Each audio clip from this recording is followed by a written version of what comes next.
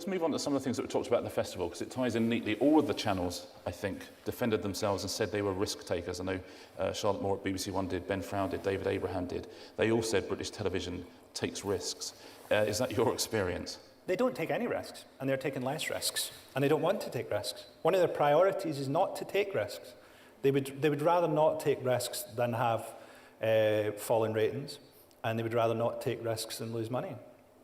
How would you define risk, though, in terms of television as an industry? What would you say would be a risky project that someone could do?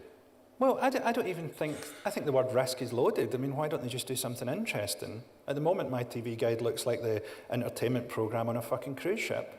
You know, there's cooking, there's dancing, there's probably knitting. I've not looked, but there's probably a fucking knitting show.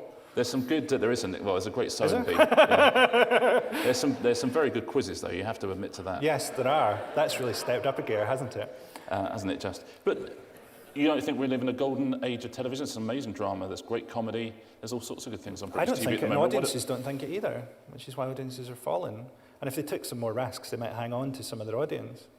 Do you think audiences are not falling just because there's more to do, and audience have fallen for the last 20 years? And actually people are still watching an awful lot of television, an extraordinary amount when you compare it to other media. Sure. I mean, I agree, but at the same time, I think there's also the thing of, are you about to hit a big air pocket like publishing did, or like the DVD industry did?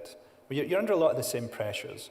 There's a general downward trend, there's competition from other technology, and you've got a homogenous product, and yet a bad product as well. You know, those people in publishing who just brought out Michael Parkinson's ghostwritten autobiography every year, and they just thought they were printing money, and then suddenly, bang, you know, 20% sales fall. And if, you know, 20% less people watch TV next year, could you really be surprised? So, but I think it's fair to say that your judgment is probably different to that of the large majority of the British public. And TV is it's quite a mainstream medium, it's quite a broad medium as well. No, mainstream's an ideological label. I mean, if you're talking about the most mainstream comedy show would be Have I Got News For You, and that's like 5 million out of a potential audience of 50 million. Well, it's 5 million on a first showing, but that would get 10 odd million people, which is 1 in 6 of everybody who lives here. Given, so that's the furthest you can get. But I mean, the idea of mainstream generally, mainstream and alternative are kind of ideological labels. I tried to do a thing on Radio 2. They asked me to select some songs for an interview. I said, could I have Joanna Newsom? And they said, no, it's too alternative. And I'd just been to see her at the Albert Hall, you know? I said, she can't be alternative. And they're, no, and what they mean is it's too challenging, it's too difficult. You genuinely think that that's the case? And let's take a channel like Channel 4, which should be, I mean, I would defend BBC One to the hilt and say, no, BBC One have got a job to do, which is to appeal to a mainstream audience. And I don't think mainstream is an ideological thing. I think we all know what we mean when we say mainstream. But I think Channel 4 has a different duty, probably. And do you think that's a channel where different, unusual, riskier, more controversial programs should be on? Because that doesn't seem to be the... They have a duty that they've completely abandoned.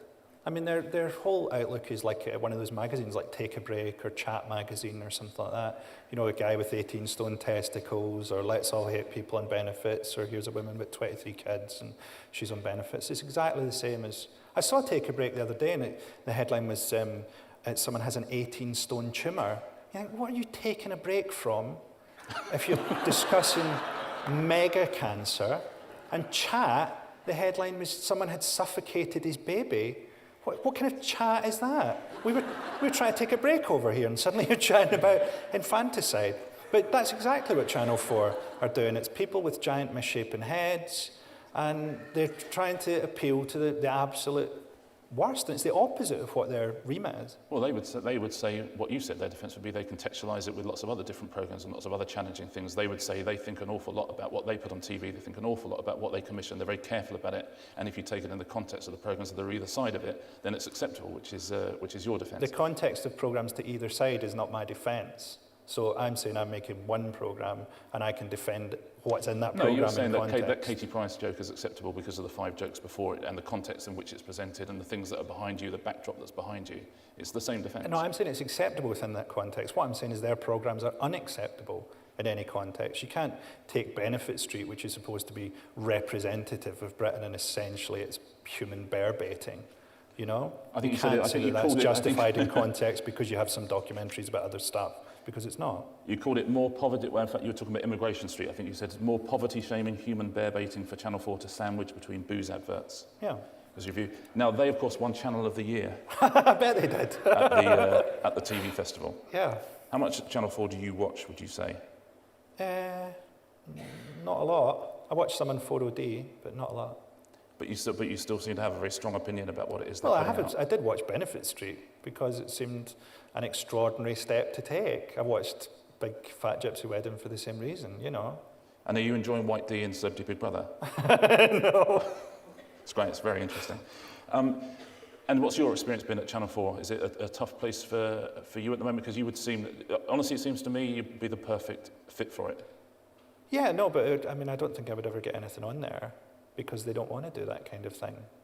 And by that kind of thing, what would you mean specifically? Anything with any interest or excitement or edge to it. You know, they just want to, I mean, there's a thing where you get a division in television between creating things and producing things. And people now are much more interested in just producing very similar content. And a lot of the shows on there have been very similar for 5 to 10 years. And, you know, there's nothing happening there. It seems creatively dead. But it was ever thus, wasn't it? No, I mean, I remember it years ago when it was great, you know. It was Yeah, that's because you were younger and you'd yeah, seen maybe. fewer television programmes. Maybe. There is a slight element of that. But, you know, there definitely was a lot more risk to what they were doing when they started out than to what they're doing now, which seems almost like Channel 5, really. They talk about Channel 5 copying them. It seems the other way around.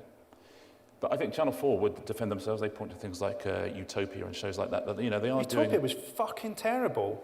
Like, you've got something that's basically a version of the best comic books in Britain. So it takes stuff from Alan Moore and Grant Morrison and people like that. Why don't you just get them to write a script? Well, the reason you don't get them to write a script is because they'd write something interesting and challenging. So you boil it down to a few of the memes that come out of their comics and put it on as a primetime series. The reason that you couldn't get Alan Moore or Grant Morrison or whoever is the new version of that, Kieran Gillen, the reason you can't get them to do that is because they would try and insist on some quality being involved in the programme, and that's not what television wants. But you keep talking about interesting and challenging and edgy. And you know, those are cultural terms as well, and that's just coming from you. That's what you find interesting and edgy. Do you think maybe you find different things interesting and edgy to a lot of other people? Well, let's look at it an example then. So, like, when I started out in Mock the Week, we were able to cover the Gulf War and the Land War there. And the current press release for Mock the Week says we've got a packed summer because there's Wimbledon and the Olympics and the Ryder Cup. The Ryder Cup of all things.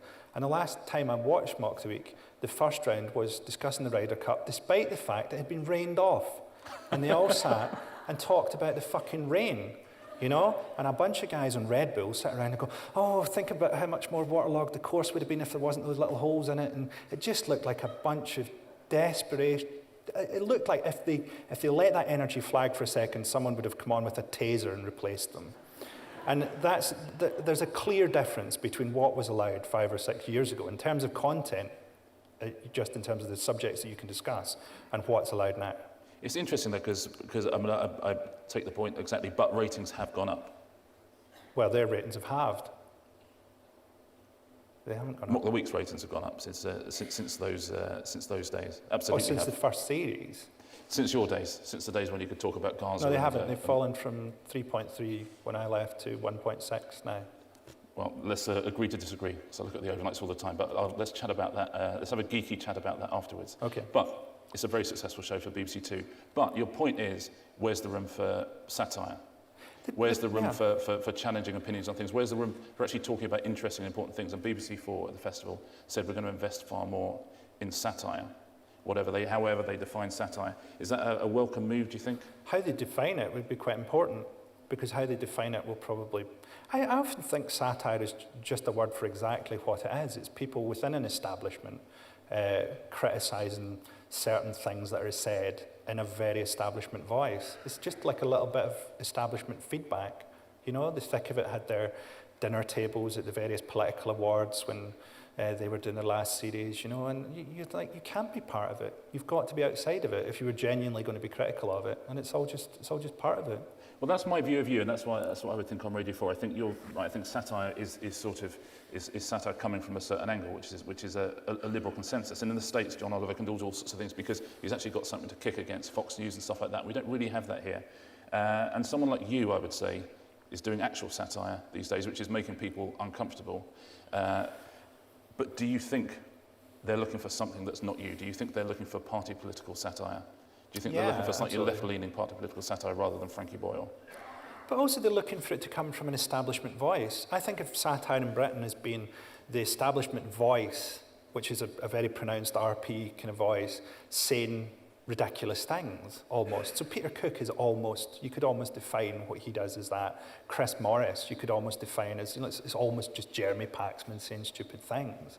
And, you have to be within the establishment to do that. You actually have to come from that background to do that. That, to me, doesn't really challenge anything. People always talk about Brass Eye like it was the greatest satirical programme ever. And it was a great show.